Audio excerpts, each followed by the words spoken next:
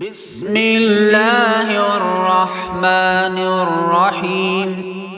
إذا زلزلت الأرض زلزالها وأخرجت الأرض أثقالها وقال الإنسان ما لها يومئذ تحدث أخبارها بأن ربك أوحى لها يومئذ يصدر الناس أشتاتا ليروا أعمالهم فمن يعمل مثقال ذرة خيرا يره ومن يعمل مثقال ذرة شرا يره.